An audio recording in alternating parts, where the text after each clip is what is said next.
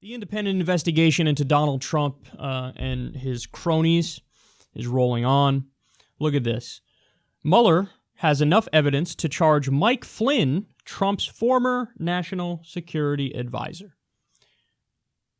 Wowzers. Well, here we go. This is something that I said when we got the news on Manafort. In fact, for the news on Manafort, I thought it was going to be news on Flynn that day because we didn't know yet who it was that Mueller was going to indict, but I was like, I think it's Flynn because I thought of all the evidence there was for all the different characters involved, the evidence on Flynn was the strongest. Well, now we know he's coming after Flynn as well.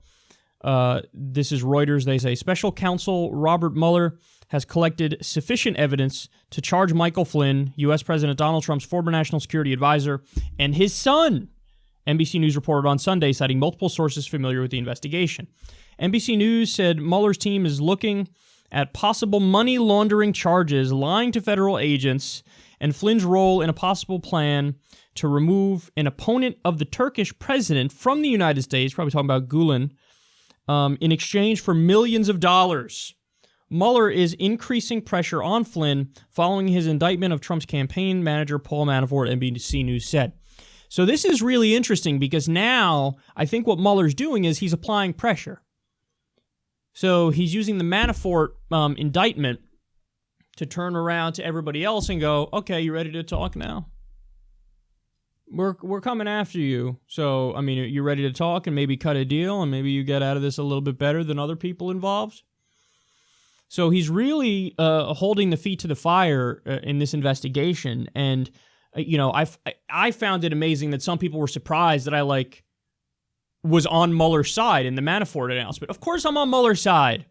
Just because I think the specific charge of fucking treason against Donald Trump and, oh my God, you're Putin's puppet. Just because I think that's bullshit, by the way, because it is bullshit, in order for there to be some sort of a backroom deal made with Vladimir Putin or the Kremlin and Vladimir Putin would have to get something in return. They've gotten nothing from the Trump administration. There's been an increase in sanctions. Trump has bombed Russia's ally in Syria, who, by the way, are fighting ISIS, and he's done that repeatedly. So there's been no, move in a less aggressive direction with Russia. So no, I don't think there's any backroom deal cut with the Kremlin. But that doesn't mean that Trump and or people in his administration aren't massively guilty of corruption. They are, not just, of course, in the U.S. with our own giant corporations and doing the bidding of them, which, again, they are guilty of that, but unfortunately in the U.S., we've made that legal, so we don't care when fucking Goldman Sachs buys an administration, but we do care what? When, in the case of Manafort, he was doing favors for Ukraine. We do care when you have Flynn, who was bought off by Turkey. And by the way, it's not just theoretical. And, they're talking about, hey, maybe he was going to try to get, Erdogan's enemy, Gulen, sent back to Turkey. It's not just that, because that's theoretical and that didn't happen. At least it didn't happen yet. But what we do know is that he took $500,000 from the government of Turkey, and then he completely got rid of the idea of arming the Kurds to take back cities that ISIS held. I'm not sure if it was Mosul or Raqqa that the Kurds were going to take back. And all the plans were ready to go, and the U.S. was backing the Kurds, and we're like, okay, you ready? Let's go take this city back from ISIS. Hey, U.S. soldiers aren't doing it. The Kurds on the ground are going to do it. So that's bad. Hey, we don't need to do the fucking ground invasion and all that stuff. So it was a smart policy. I mean, the Kurds have been a solid ally against ISIS on the ground. But who hates the Kurds? Turkey. So if you're Turkey, what do? I don't know, give Flynn fucking $500,000 and have him be a top administration official and go, no, we're not going to do this plan. Why are we not going to do that plan, Mike? Well, no, the Kurds, we don't know what's going to happen in the fallout, and we don't know if the Kurds are going to, end up giving the place back to who it belongs to. And look, we just can't, I'm not in favor of that. Let's not do that. And then they didn't do it. But, Flynn, deeply corrupt, and eventually Trump had gotten rid of Manafort because the ties were too obvious to foreign governments and that he's doing their bidding. Flynn, same thing. So to me, I'm not even surprised by this, and I think Mueller's 100% correct. But what I'm interested in is, because remember, the news was Mueller went from just investigating the Russia collusion to investigating corruption in the Trump administration. Well, listen, if Mueller really wanted to take down Trump, you could take down Trump easy. Easy. Why? Because he violated the emoluments clause, and he did it in about 100 ways. Look, I've always said from the beginning, you can impeach Trump. There's no question about that. It's just a matter of, if for strategic reasons, if you want to do it or not. Because if you do it, well, you're wasting a lot of political capital in impeaching him. And then at the end of the day, you still can't rest because it's Pence. And Pence is going to do the same draconian agenda just with a smile on his face and putting half the country to sleep. So there's a question strategically or not if you want to do it. But in terms of, is there a there to impeach Trump? Of course there's a there. The fucking emoluments clause. Trump was an international businessman. So that means it's not just that he was doing business in different countries. The business involved foreign governments. That's a fact. He's done business in at least 12 different countries. And there's been favoritism going on. I mean, for example, Trump registered, over a dozen new businesses in Saudi Arabia during the campaign trail, when he was on the campaign trail.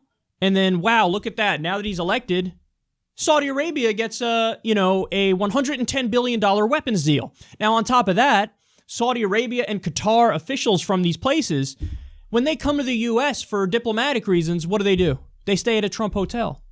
Guess what? They overpay massively for when they stay there. Why are they voluntarily paying a shitload more money to stay at a Trump hotel? Oh, I don't know. Maybe because they're trying to influence the fucking president who's going to make decisions that affect them? Maybe this is why Trump is turning a blind eye and actively helping further the slaughter and the genocide in Yemen that Saudi's carrying out. Because he's bought by them. Because he's owned by them. So you want to talk Trump, Russia, where he hasn't done anything to benefit Russia? I don't know why you're wasting your fucking time. There's a Trump-Saudi scandal right in front of our goddamn faces. And it's not just Saudi Arabia. Of course, it's other places around the world, too. I'm sure there's been favors done for South Korea, for example, because with South Korea, again, he's got business ties there.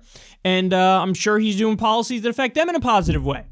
So keep your eye on the ball is my point. If we have, without a doubt, solid evidence, proof that Trump is doing the bidding of those foreign governments and he's taking money from those foreign governments, well, that's a violation of the emoluments clause and he can be impeached.